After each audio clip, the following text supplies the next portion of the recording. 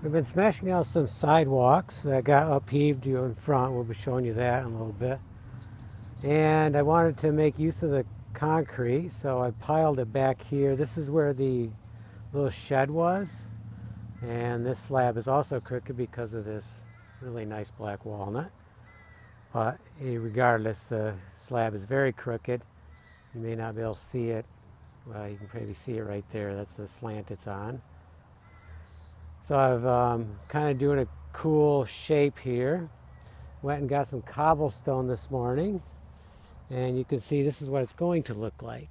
So I put the cobblestone around the concrete. The concrete's a filler, and then I had some really cool looking ones here. Really unique. It's kind of bright out here, so you may not see, but this one's got some cool markings on it. And it's got some other colors here. Maybe in the shade here. Oh, very cool.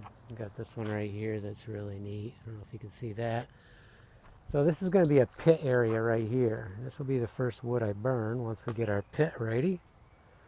Not exactly sure how I'm doing all this. I'm just basically getting the stone, using some flat stone in between. I'm going to use the cobblestones, and we're going to build it up all the way around, try to level it off some, so if we want to set chairs here we can. Should be a pretty neat area. Give you a shot from the view.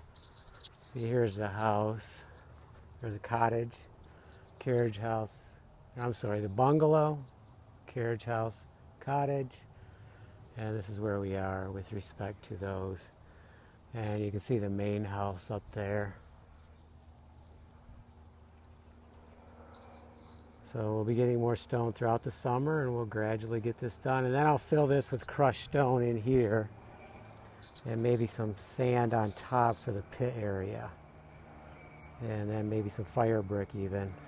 I do have some in the basement, so I can use them.